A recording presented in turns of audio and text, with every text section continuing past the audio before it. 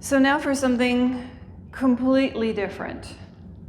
This is not what I usually talk about. This is all the little things that I usually try to slide into my technical presentations. If you've heard me speak over the years, I'm always trying to give little tidbits of kind of like life hacks and relationship hacks. It's a huge passion of mine, and you're going to find out why, because you're going to get my story today, or at least kind of the highlights of my story so far. So thank you so much for joining me. This is definitely a topic that is very close to my heart, and you're going to see why I kind of called this the heart specialist. For 23 years, I've been the nursery and landscape specialist, which is a highly technical position, which was the perfect distraction for my very anxious mind. And I know I'm not alone when I say, anxious mind. Most of us have a pretty anxious mind. We're just anxious about different things. So I thought I'd start at the beginning, which is really not me, it's my parents, right? We're the product of our history.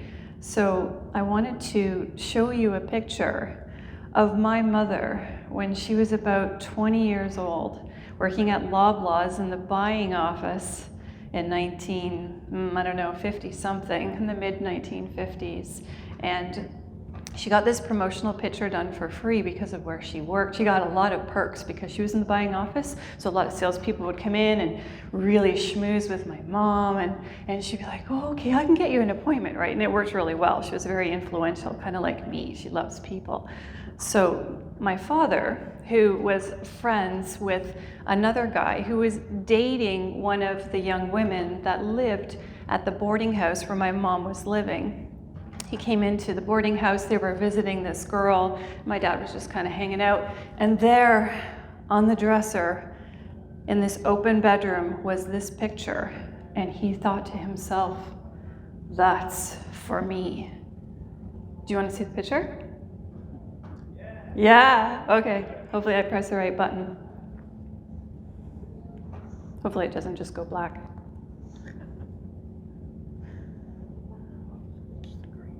The green one, the top one. Thank you. I'm not used to these clickers. There. Now you can see, right? That was a lot of buildup, but I don't think I disappointed you.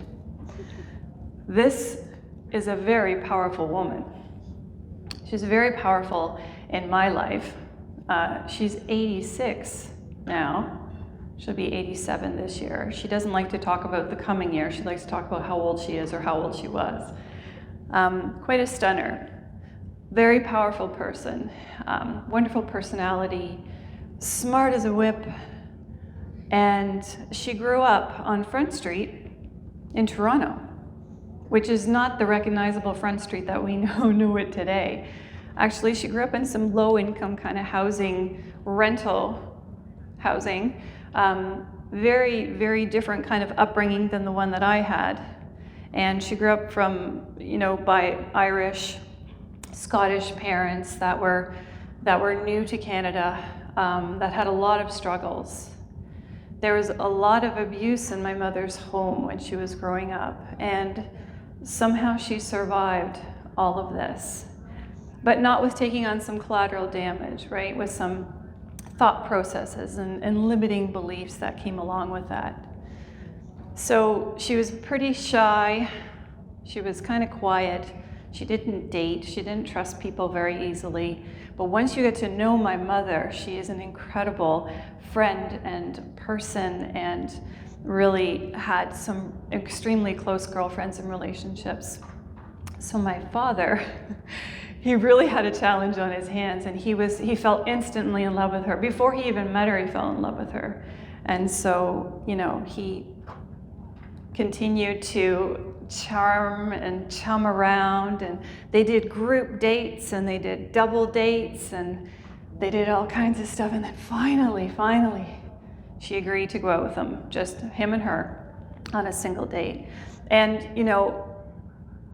I think it might have had to do with the car. It was a 1956 Monarch convertible. It was a $5,000 car in 1956.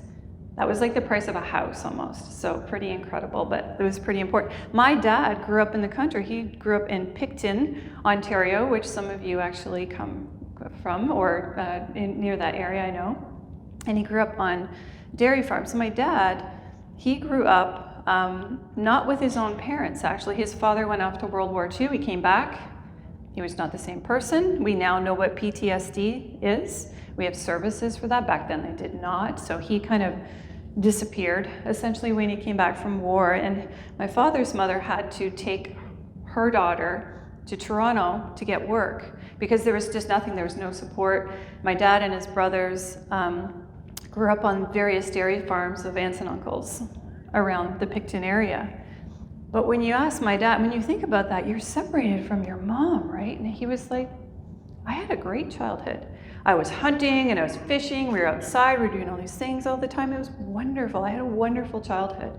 And the aunts and uncles and everything else. When he was 13, his mother called for him to come to Toronto and his brothers, and he did. So he had this country guy who didn't really dress up. He didn't sing. He didn't dance. He wasn't a big talker, but she could see that he had a big heart. And they both had these kind of broken childhoods in different ways that when they came together, they complemented each other. They started out as friends. And somewhere along the lines, and I would not be surprised if it maybe was inside the front seat of that 1956 Monarch convertible, he said, Katie, I want you to be the mother of my children. And she agreed. I'm sure it took a little while, but she did eventually agree. But I don't know if she knew what was coming for her in terms of what that really meant, that statement. So here's a picture of my parents in their first dating. Pretty good looking. You can see, where I get it from, right? But look how many kids they had, holy. And the thing is, I am actually a miracle. I'm a post-vasectomy baby. I wasn't even supposed to be here.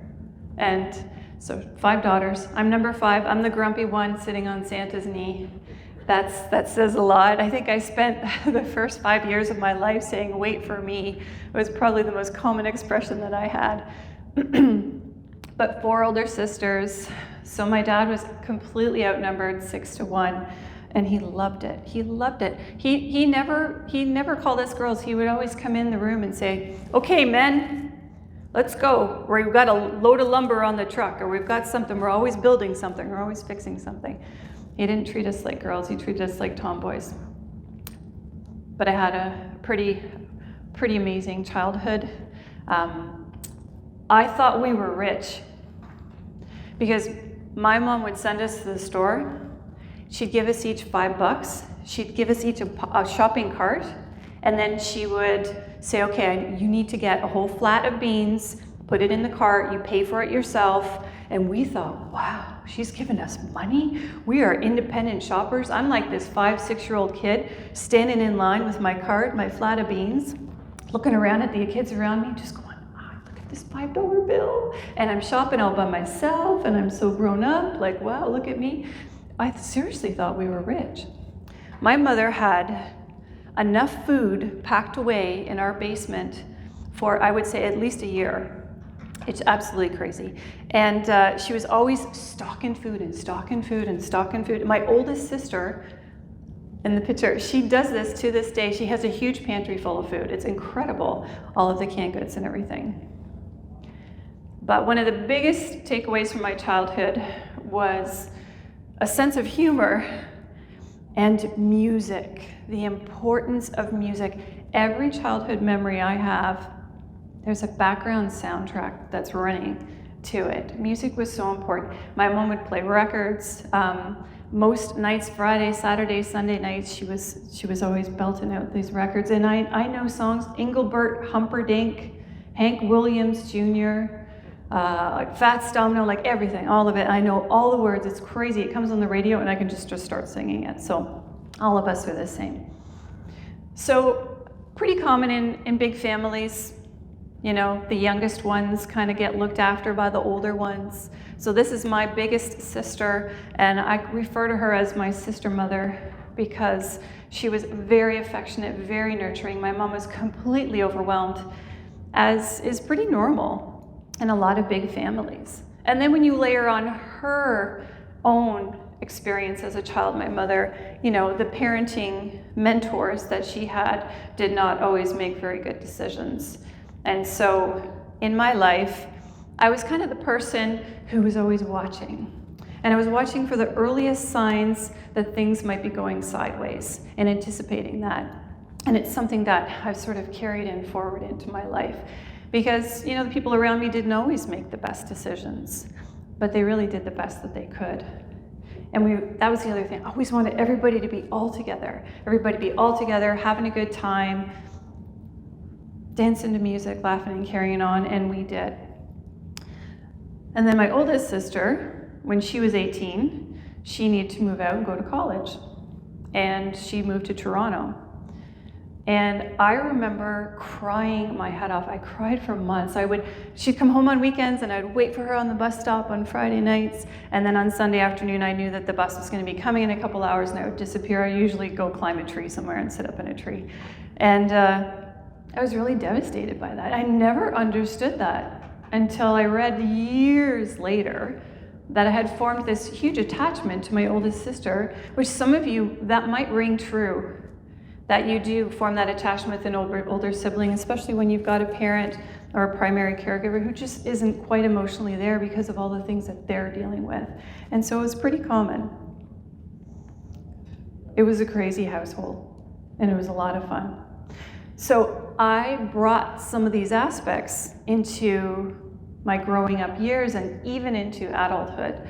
So I kind of imprinted on teachers. I was the teacher's pet. I was that good little girl. I was the one who was always trying to keep the peace. And I was always the one to look for when things might be going sideways with some other students or teachers or whatever situation. So I loved this book when I was a kid.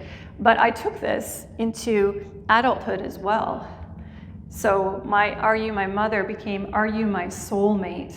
And I committed very, very deeply to all of my relationships, kind of like they were life and death, almost like a personal safety situation. Pretty wild, eh? Now I can look back on this now with great wisdom and see all of this, but in the time, I just knew, why do I care so much? Why do I feel so much? I'm not just spending time with someone, I feel their energy. I feel their happiness. I feel their inspiration. I feel all of that. And then I've discovered there's something called a highly sensitive person. Have you ever heard of a highly sensitive person? Hashtag HSP. Apparently there are 20% of the population are highly sensitive people. Well, I'm like 100%. I took the quiz, I'm like, oh my gosh. So that's me. I think it's more than 20% now. I think there's actually a lot more people. And I think a lot of the people in this industry that you love to work with your hands, very kinesthetic. I know that you all feel a lot of energies like I do. And you are my people. Like I've always felt this real kinship with this group. And it makes sense. I'm pointing it at the screen, which doesn't make any sense, does it? So when I was a kid, when I was 1, my parents bought a cottage in Parry Sound. And I am so grateful. We are all so grateful because it nurtured that kind of part of us. It nurtured our hearts for that love of nature and the outdoors and trees and plants and birds and fishing and all of the things that we did, that incredible outdoor spirit that all of us have, that was so important. But when I was little, and that sister who was gone off to college, she came back one weekend and she went out in the car with my mom, and they were just going up the hill to pick up something at the store. And the next thing we know, we get a phone call, and they got hit by an ambulance right in our town, driving through an intersection. They were completely T-boned. My mom was okay, she just had a broken finger.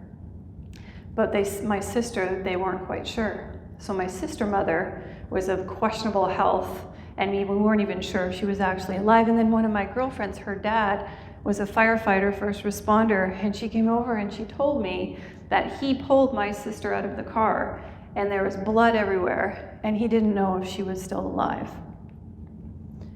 And then we sat there for hours waiting to find out what was going on with my sister. So when people leave and they don't come back, sometimes bad things can happen, right? So of course I took this into adulthood, and I didn't even know that I was doing it. When my husband is out working up in the trees and he doesn't come home for a few hours, and his phone died and it got dark and he's still not home, I go into this panic state, and I wasn't even aware. And you know, the funny thing is, I didn't remember this.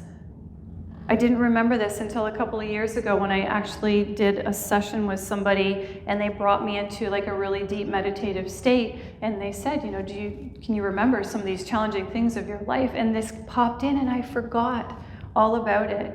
And it explained this reaction, this weakness, this limiting belief that I have, that when people leave, sometimes, you know, really bad things can happen to them. And just like that, as soon as I was aware of it, all of that power and energy and that negative state that I would be in, it just fizzled. It completely fizzled out.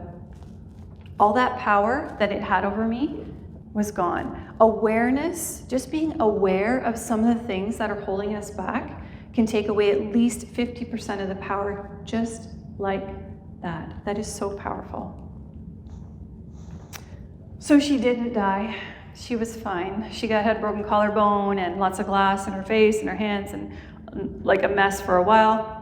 I was thrilled. She came home to recover. I was like, yay. She came home for a couple of months. It was fantastic. But unfortunately, she went back to school. She never did come back. And they all just kept growing up and leaving, right? So that there was me, the youngest, always kind of being left behind, a little bit lonely at times. We had an amazing time, though. We really, really did. Most of the time was absolutely fantastic. And we invented water sports with windsurfers and ski ropes and all kinds of things. People would give us some old equipment. But there was always a lot of work to do at a cottage, right? So we were constantly working and building and doing renovations and making things bigger, because everybody had a boyfriend, and then boyfriends became husbands, and we had to put people places. So then I started working. I started working when I was 14 at a hockey tape factory. I knew everything about everybody who worked in there. I was like the resident psychologist. I don't know why, but I just have to know everything about everybody, and I love building relationships and teams, and I took this into my teenage years. So I started working for the TRCA when I was almost 17, the Toronto Region Conservation Authority, which some of you guys might have had some experience working there too. And I remember the day there was someone who stopped their car. We were on the nursery used to be at Rutherford Road in Islington, just by Highway 27 there, and someone stopped their car, and they came over to us because we were in this one farm that we had just behind the rec complex there, and we were hoeing and weeding and, you know, pruning and doing all this stuff. And this woman comes up to us and she said, you know, are you guys okay? Like, are you out today? And we're like, yeah, we're out. Like, what do you mean? She goes, are you like out on a day pass today? And we're like, what? We're looking at each other going, we're here for the day? She goes, oh, that's good. Well, where are you from? Oh, I'm from Bolton, and this person's from Vaughan, and blah, blah. And she's like, oh, you're not from like Mimico prison? And we're like, what? But I guess because of how we dressed, right? You wear your dungiest, gungiest stuff, and, you know, we're really dirty all the time. So it was, oh my gosh, I'll never forget that. And we're looking at ourselves going, oh, this is what people are thinking when they see us? So the chain gang. But this is, you know, again, building teams of people, family. I created songs, customized songs for people. And we had the best time. I loved work more than weekends. Like, I really enjoyed all my time. I'm surprised I didn't end up working at the TRCA. But I'm kind of the person who kind of goes and does things based on what kind of people tell me. You can see that, right? Like being the fifth daughter. Yeah, okay, Jennifer, and now you're going to be doing this. Oh, okay, well, that sounds like fun. And then I would just make the best of it.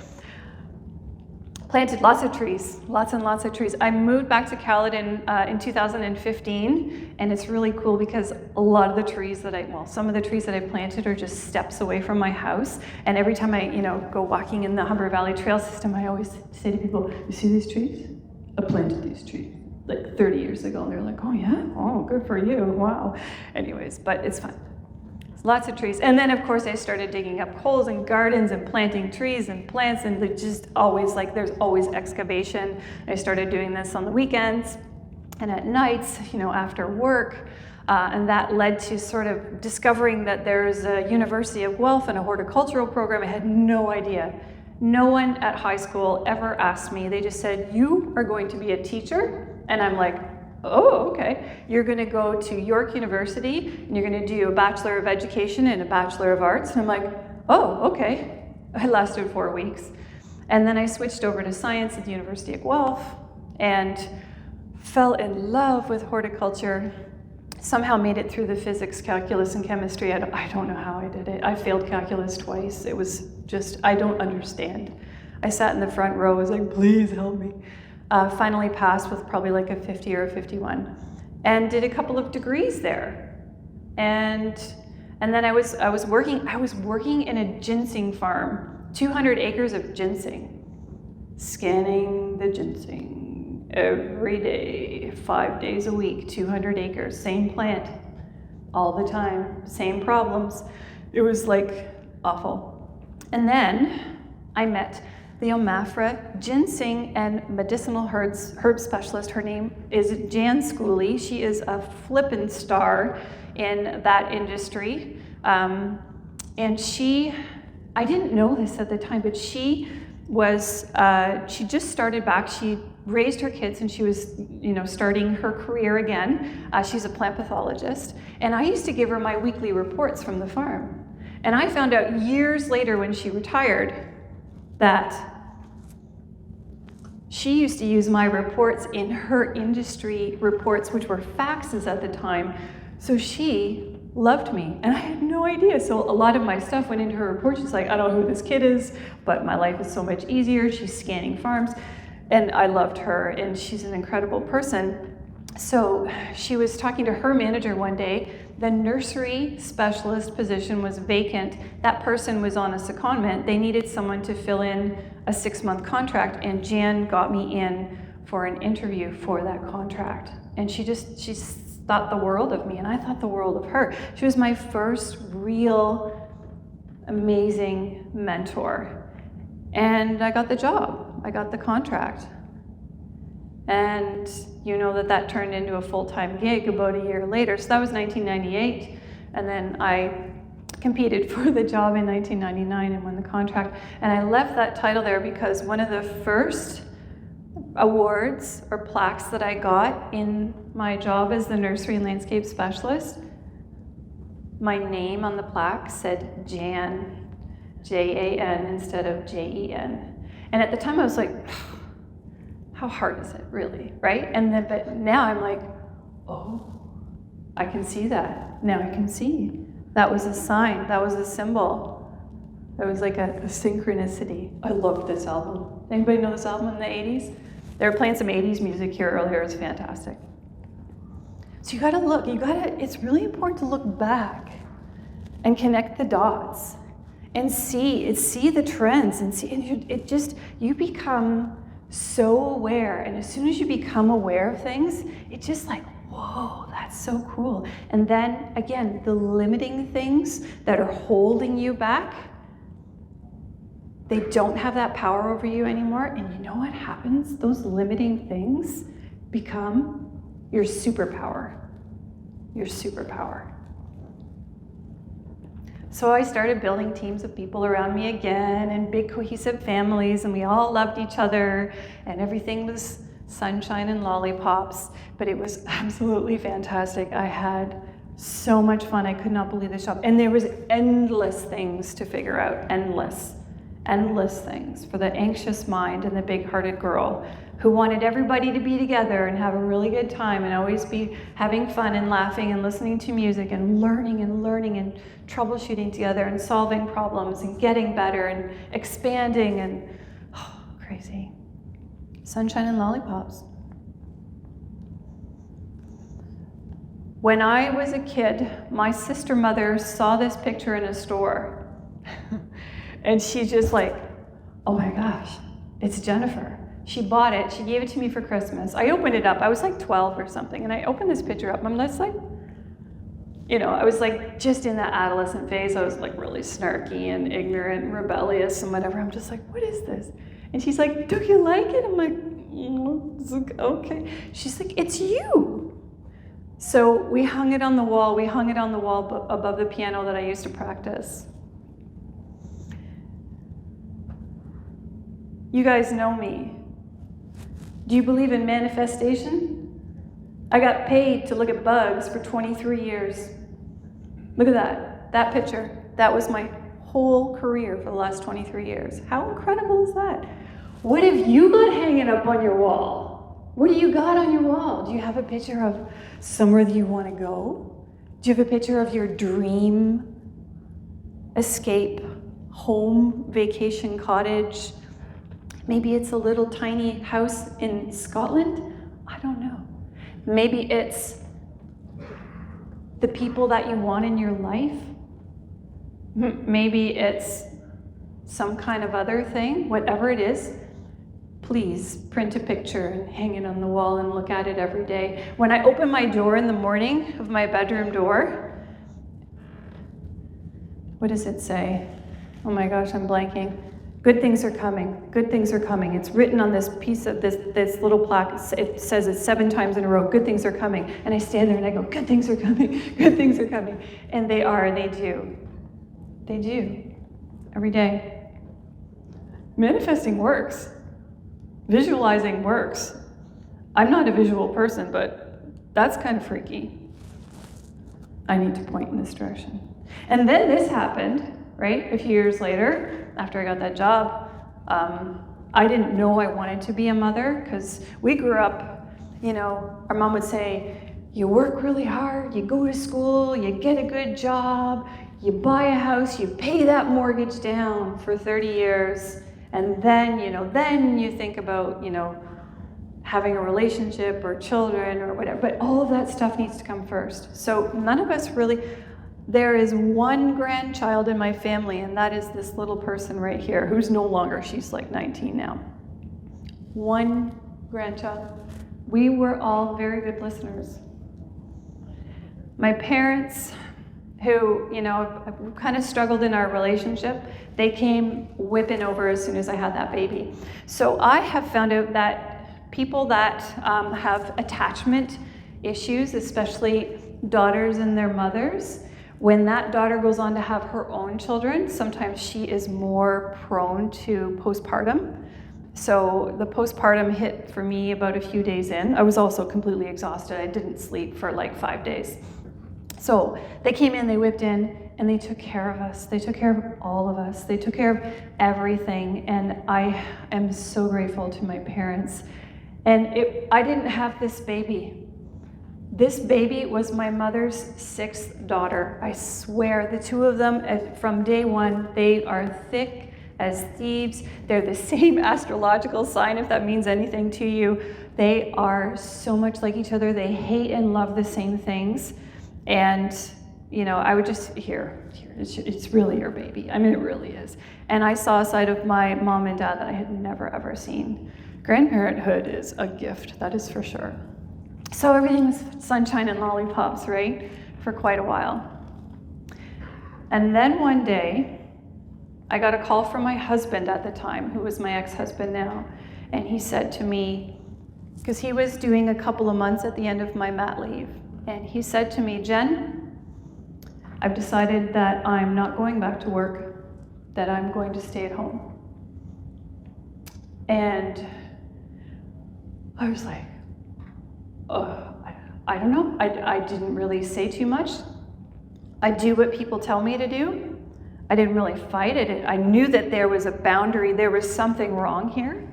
And I hung up the phone, and I was driving down Highway 6, probably on my way down to Hamilton or Niagara or something like that, at work. And my chest got so heavy. And I couldn't breathe. And I was trying to breathe, and I couldn't breathe. And I was just like, what is going on? My heart was beating out of my chest. I had to pull over. I was like, what do you call that? Like when you can't breathe, your heart's beating out of your chest, you feel like, what do they call that? Anxiety. Yeah, anxiety or panic attack. I think that's maybe what that was. I had to like try to breathe and try to get through this. I'm like, what is going on here? That was my first one. And then about 7 years later, he said, Jen, I'm done. I'm leaving. Good luck. I think we would be happier with other people, blah, blah, blah. And it kind of came out of nowhere for me a little bit because we sort of just agreed to go to counseling. But hey man, like that's just life, right? But I was completely ashamed. Publicly, I was like, whoa, we don't get divorces. I am a mother. A child needs two parents. Like we have to stay together. We can't just split up. We have a daughter. We can't just think about ourselves all the time. And he had every right to leave. But I hang on to people, right? I hang on to situations. I hang on to groups. But I was so ashamed. I was really ashamed. I wouldn't go out in public for like almost a week. It was brutal. And when I did the math, I realized that we would have been together for we were heading towards our 11th year together. Just kind of interesting to make note of that. So this is how I felt. This is a really good graphic that I found online, and it's really how I felt. I just didn't want to let go of anything. I have a really hard time letting go. I used to have a really hard time letting go of things, and I really didn't like the idea of this. It took me a while to get used to it. And I fell into definitely a dark, dark place for probably a couple of months. It was brutal. I had to go to work and I had to do all those things. And you guys have had to do this too in your lives and your career. We've all had to do this. And then I had to be a role model for this 7-year-old girl, right? It was a lot. So Mom and Dad came. They came and stayed during the week because it was summer. And they just came, they moved in during the week. And they just made the best of it, and they were amazing. #gratitude. Again, these people, I cannot believe how my parents have saved me from so much. But then the panic attacks came back, right? Because all of a sudden, I had to shoulder everything, the house, the cars, the payments, the mortgage, the taxes, a lot of the parenting, the everything. And at the same time, I was struggling with this feeling of abandonment, right, at the same time, which triggers back into a long history that I had. It triggered every kind of little issue that I had. So this time, I was in the bathroom, and I was sitting down when it hit. And I'm like, no, not again. So you know what I did? I don't know what possessed me, but I started to sing. And I sat there and I went, looking back on when I was a little nappy-headed boy. I'm not kidding.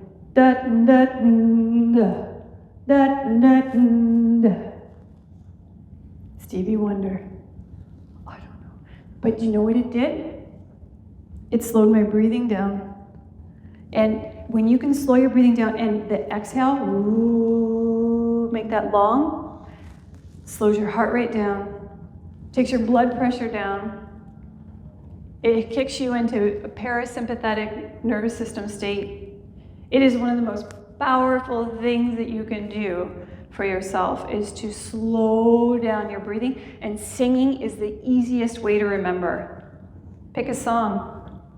Anytime you're feeling like, and it could be jitters before a meeting or before a presentation or what have you, singing is one of the most powerful things that we have.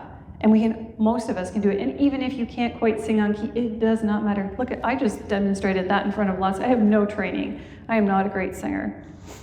It saved my butt that day. It got me back into a more resourceful state. And then my girlfriend came along and she said, Jen, let's go out. Oh, we'll take your mind off this. Let's go. We'll have a few beers. I had 2 beers. I can't drink very much. I've never been much of a drinker.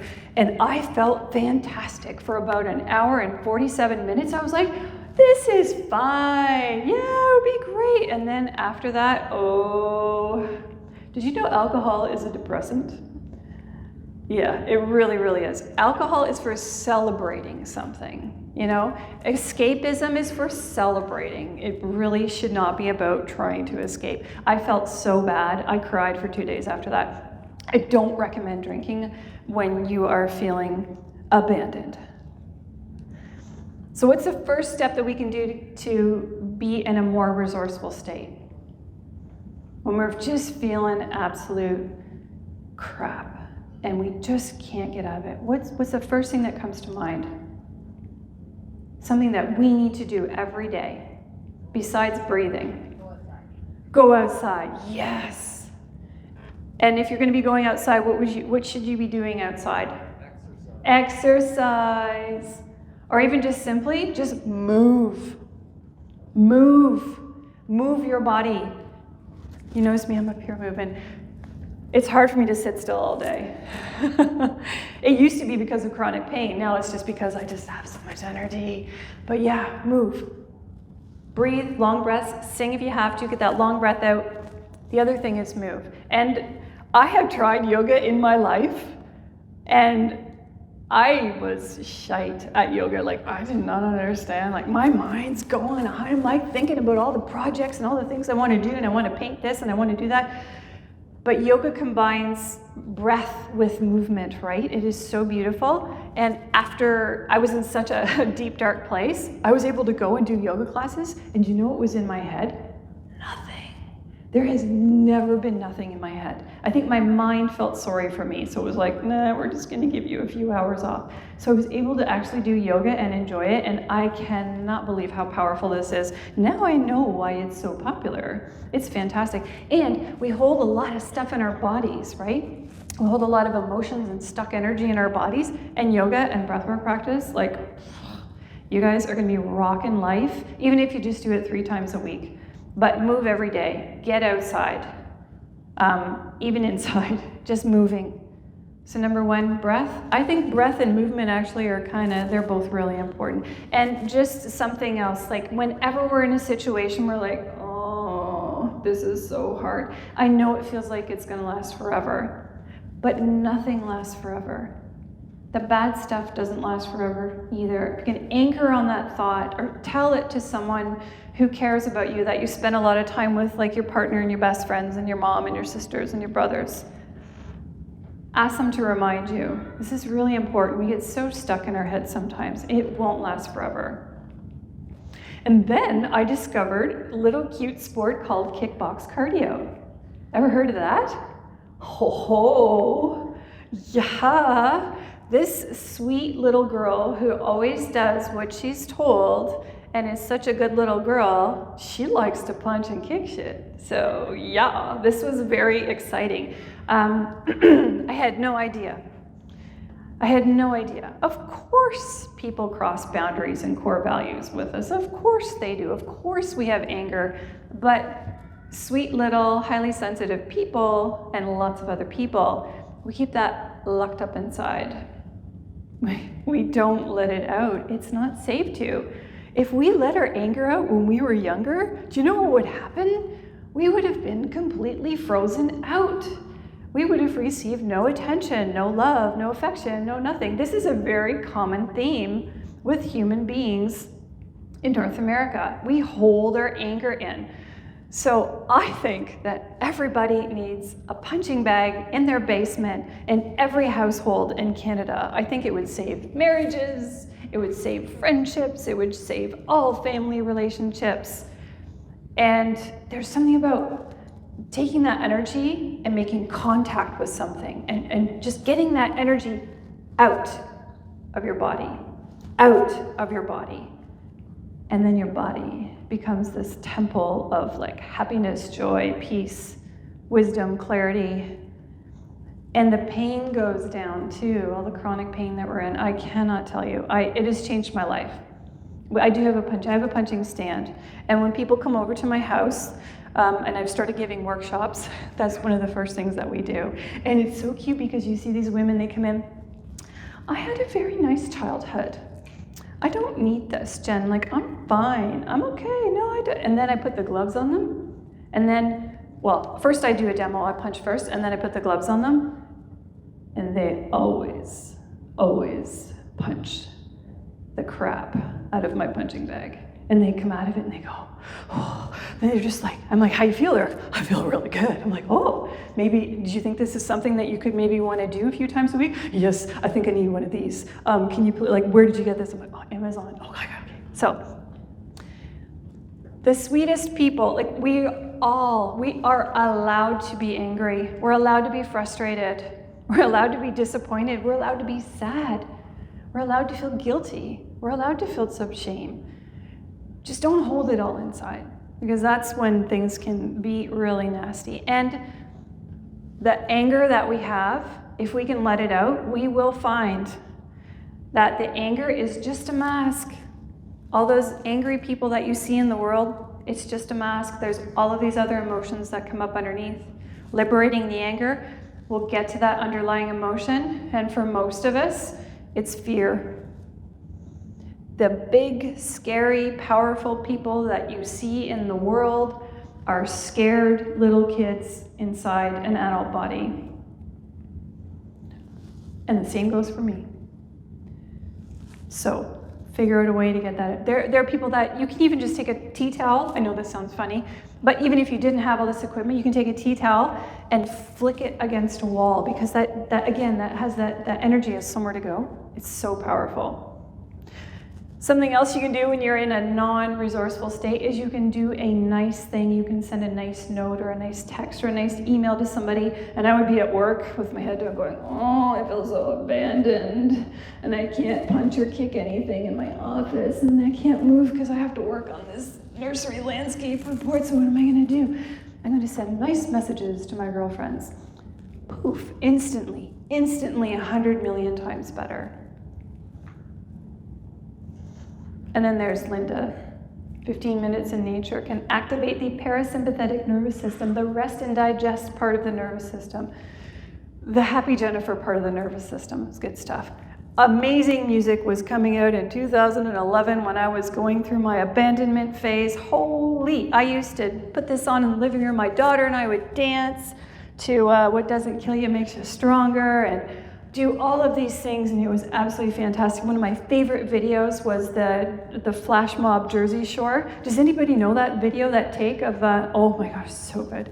And we danced and we did all the stuff. And anyways, just do it, move. Titanium by Sia. Oh, you know, I'm bulletproof, nothing to lose, far away, far away. Sing. It's powerful. Sit in my car, sing, yell. So I was having a really bad day. I just come away from a lawyer's visit, and lawyers, they talk to me in circles and won't give me direct answers and just drive me crazy, and it was just awful. They're just talking to each other, making money, $300 an hour, blah, blah, blah. I'm sitting in my car, so frustrated. I was feeling so powerless, and this song comes on. And it's Jive Talkin' by the Bee Gees. Jive Talkin'. And I'm like, of course, that's what this is. It's Jive Talk. They're just taking advantage of me to jack up my bill. Yep, that's right. It's Jive Talk. Like J.J. Walker, there was that show in the 70s called, what was that called, J.J. Walker? It was called Moving On. Good Times, that was it. I think I'm so glad you're here. You can tell I was a child in the 70s. So, but at the same time, this new me was emerging. I was feeling so whole. I was feeling, I was really coming into my own and really, really happy. And then every once in a while, I would get this kind of visualization flash. And it would look something like this. There was a man, and he was always like, there was something about wood. He was chopping wood. And my ex-husband was a scientist, a researcher, who worked in a lab. So I kept having this vision. And there's always this plaid shirt.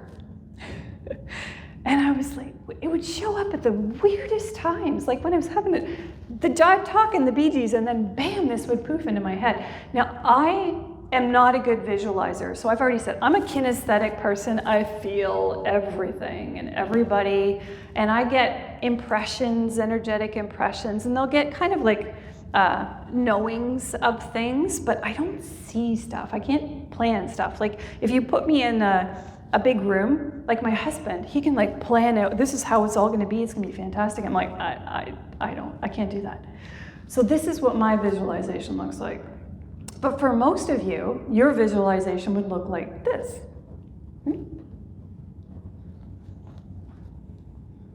So yeah, this happened. I met Joel at a Commercial Arborists Association meeting in the, what's that place called? Vandorf Community Center. We met in the basement of the Vandorf Community Center. That's pretty hot, eh? We met having pizza lunch across the table. And I meet men in my work all the time, and I'm just like, great, this is a really nice conversation. And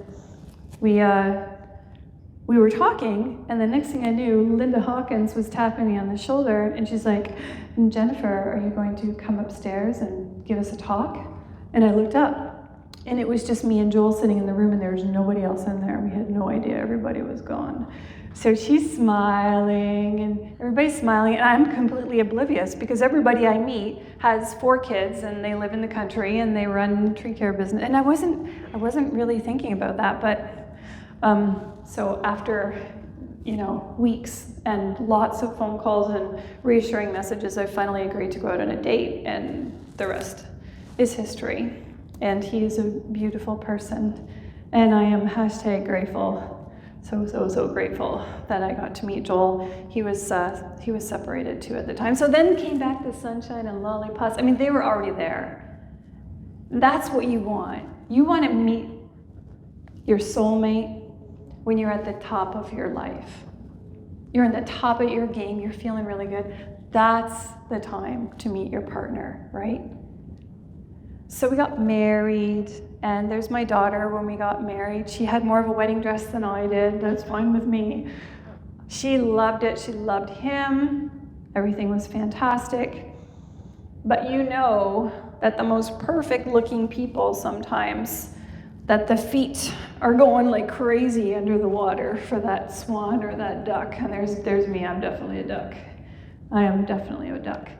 I had chronic pain, back pain, headaches, moodiness, crazy swings of moods, and all kinds of things going on. Still battling with my limiting beliefs for sure.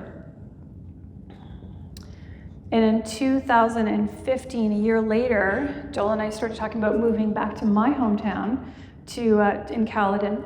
And it made sense for him, it made sense for me. I really wanted to be near family. But unfortunately, it was around the time my daughter was going from grade 6 to grade 7, and she just said, no, I am not moving. This is the kid who was so tight with her grandmother that I was just an incubation chamber for 9 months, like really. And we were moving in with my parents, but we hit that time, that adolescence period. And when I look back, at grade 6, I graduated the top of the whole school. And in grade 7, I was smoking, I was skipping school, I had makeup, and I had the tight jeans, and we had to lie down on the bed with like a coat hook to pull up the jeans because they were so tight, like right on time. And she was like, no, I'm not doing it. By the way, this is the most fantastic book if you have a child who is going to be coming into the adolescent years, or if you have a child, just buy it, put it on the shelf, just in case. It's amazing. It's amazing, the tools that I've learned. And Jennifer Kolari is from Toronto. She's a local. This is the coolest book ever, and it's really easy to read. She was going to be 11 later that year. And I fought it. I sold my house, we moved in with my parents, my ex took me to court, and the judge said I had to move despite being married and relocated, and well within my rights with the agreement that we had. the judge said, nope, you have to move back to Guelph with your daughter. Either that or give her up. And I just wasn't willing. So I moved into a basement apartment from a girlfriend that I knew, away from my husband, and I lived there during the week for 2 years for grades 7 and 8. And swimming, constantly swimming. And it did not feel very good and right, but I did bond again with my daughter and put in that time. The body seeks comfort and the mind seeks to understand. Oh, doesn't it? Doesn't it? It's like my whole life. That's all of us. That's our culture. We love facts. We want to feel better. We don't want to do the work. We don't want to face the hard stuff. We don't want to remember the things that are holding us back. We don't want to be aware sometimes. It was the hardest thing I've ever done. Up until that point. But I had to keep going. So I did the things in the book. I did the mirroring. I did the unconditional love. And I had ruthless compassion for this little brat. It took a few years. It was not easy. And she had a lot of growing to do. Her prefrontal cortex was a soup that was becoming tissue, right? I discovered meditation. Holy cow, it changed my life. This is how I discovered meditation. Deepak Chopra and Oprah. Like, you can't go wrong. It rhymes. Like, it's beautiful. They did this little series together, 20-minute meditations. One of my sisters gave it to me, and I would sit on the floor in this basement apartment when my daughter was in bed, and I would just listen to this before I go to sleep, and amazing. Changed my life. It totally did. This is how I started meditating. I need guided meditations. I have monkey mind, so I need people to talk to me to say, we're gonna slow it down. I need all of that. There's probably a lot of you that don't. So let's do a meditation experiment. Okay, close your eyes. Just find a nice quiet space in your brain. Deep breath in, deep breath out. Okay, just don't think about wood. Okay, open your eyes. Did you think about wood? Until you said it. Aww. We have access to this anytime. Even when someone's giving a talk. Even when someone is yelling or something is breaking or someone's not in a good place. We have access to this place in our mind. There's binaural beats out there that are absolutely fantastic. There's something about this, they give 2 different beats in the sounds. You have to wear your earbuds. And you hear the difference of the beat in between. And it slows your brain waves down. There are so many incredible hacks out there. They're free. They're free on YouTube and lots of other music apps. Binaural beats. Life hacks, life-changing. So we imagined living down the street from my parents. My husband actually found a house. He talked the owner into selling it to us privately because the real estate market was crazy. We were constantly losing out on houses, and we found this little house, and we just love it, and it's perfect, and it's literally down the street from my parents. So we did move in, and I had to decide, like, what am I gonna do going forward? I can't live in this basement apartment for another 4 years. But I felt like, did I make the right decision?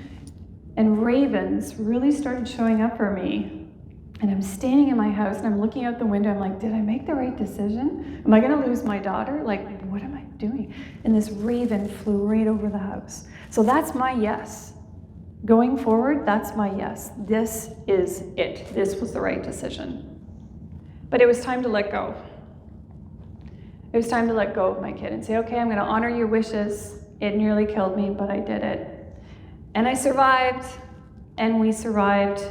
And from then on, it was unconditional love, ruthless compassion, mirroring, connection, all of these things. This was my new mantra, life is good. And we did it. We did it. We climbed back together. It was so easy to just reject and say, you know what? It's not worth it. It's not worth my time. And that's why I have a timer. But I didn't. But the person I had to have that ruthless compassion and love for first was me, and then her. And this is how we did it. Carpool karaoke, going back and forth from Caledon to Guelph. We sang our little hearts out. And then one day I got this. There was over 2 years of no I love yous, no nothing. And then one day she left me this note. And I was like, oh, okay, we're finally here. It was a long haul. But that was before COVID, right? And then we hit COVID. And then we had to stay at home. And then all the people that Jennifer loves, she was no longer able to see anymore because of this virus. So everything came crashing back down again. Abandonment. All my people I was not able to see for years. And that's who was left. My cat. And she's like, I'm a cat. I can't do all that for you. So of course we got a puppy. Just like everybody else. She is a pain in the butt. Oh my gosh. This dog has anxiety. You know when they say that owners and their dogs, if you ever want to know what an owner is really like, look at their dog. It is so true. She was so anxious coming into my house. But I did a lot of work. I figured out a lot of things. Eccentrics, movement, yoga. Oh my gosh, this is a game changer. This woman is incredible. She's Canadian from Montreal. We did eccentrics. My dad, my 86-year-old father, at 7 a.m, we get up and do this. And Wim Hof. You guys know Wim Hof? He has an app. It's about circular breath and about basically making your blood more alkaline and getting you into parasympathetic. Powerful tools, game changers. A short little practice. I can't even begin to tell you how much has changed our life. So COVID's gonna make or break you, right? And I know a lot of people that broke up and a lot of people that just didn't make it. We got closer. We did the work. I did the work, and we got so much closer. But we were heading into the 11 years, and I was starting to sabotage my marriage. I was starting to think I needed to leave him before he left me. And it took all of this sort of reflection to see that's because this timeline was coming up. The time was running out. That's when people leave, is when we're heading into that 11th year. And I almost sabotaged the end of my marriage without even realizing it, totally unconsciously. So I had to make a decision because I had changed so much. And it was getting to the point where I cared more about my clients' hearts than I did about their businesses. And so I had to make the painful decision to resign because I think a technical specialist should be a technical specialist and not a heart specialist. And so I did actually make that really tough decision to resign and to leave all of these incredible people in some capacity. But I'm obviously still here. I'm in the industry and we run a small business together, my husband and I. I'm still doing these things. I'm still Janet Greenberg Hort. I figured this out. They came back and I figured it out.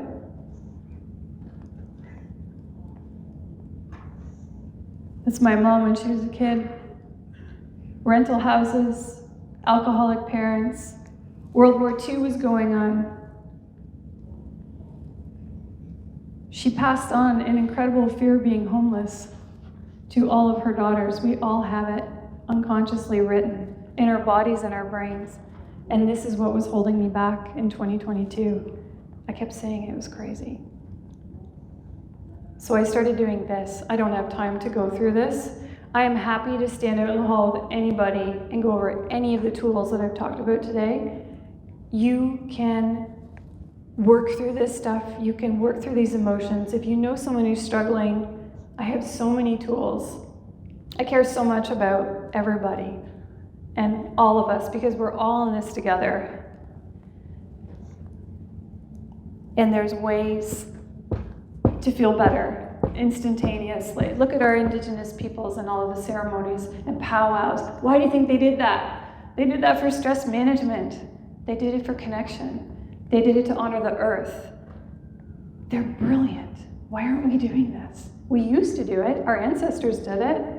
Box breath, holy cow. 5 minutes, and you can feel about 100 million times better. So many tools. They're so simple, and all of my challenges have led to extreme growth and expansion. And I want to pass this on, because the quality of our lives is dictated by the meaning that we take from the events that happen to us and the decisions that we make. And they're all based on our state, and we have power over our state, all the power in the world. So I'm building new teams. I got lots of signs. I got lots of gratitude. And I've got a lot of tools. Oh, that's funny how that did that. They're a little mixed up. Didn't look like that on my screen. Sorry about that. And write a book, do a presentation. Holy smokes, can you ever get extreme awareness? That's going to be a workshop of mine too. Write your memoir. I'm doing that. So,